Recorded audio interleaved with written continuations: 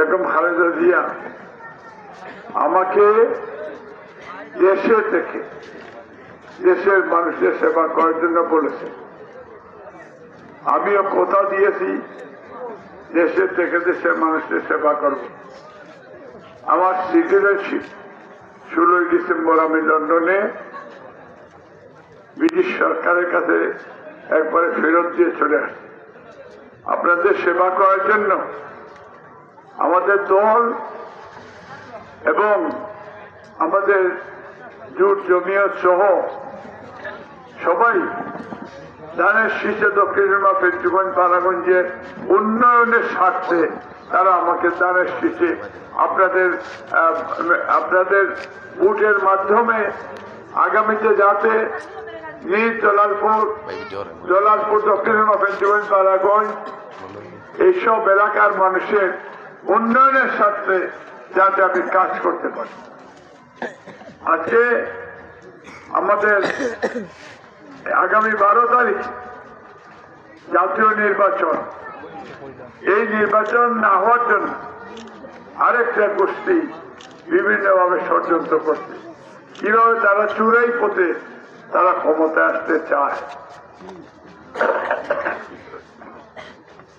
গত 15 বছর আপনারা ভোট দিতে পারেননি, ইয়াং ভোটার ভোট দিতে পারেননি, মুরব্বীর আপনারা ভোটে আপনারা যেতেও পারেন।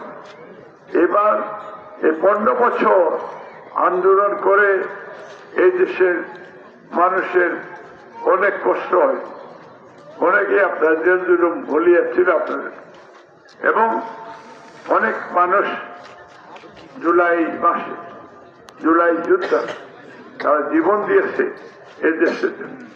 আমরা তাদের সবার আত্মার মাগফিরাত কামনা করছি। আল্লাহ তাআলা যেন ওনাদেরকে জান্নাত দান করে। আজকে আমার আপনাদের কাছে একটি আবেদন, সারা বাংলাদেশে এবার বিএনপি ধানের শীষে গণজোয়ার সৃষ্টি হয়েছে। বিএনপি সরকার গঠন করবে ইনশাআল্লাহ। এই 12 তারিখের নির্বাচন এই দক্ষিণ পেন্টুগঞ্জ পাড়াগঞ্জ আপনারাই বলেছেন যে এবার বিএনপি সরকার গঠন করবে, তারেক রহমান প্রধানমন্ত্রী হবেন ইনশাআল্লাহ।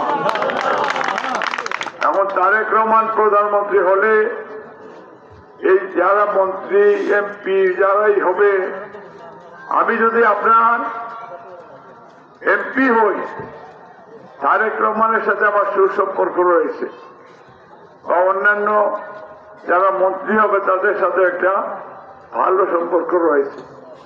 এই যে আপনাদের ধরেন আজকে মাদ্রাসা বা স্কুল কলেজ রাস্তাঘাট নির্মাণ, নদী ভাঙ্গন, তারপরে আমাদের এলাকার উন্নয়নের স্বার্থে আমি তখন আমার জন্য কাজ করা সহজ হবে।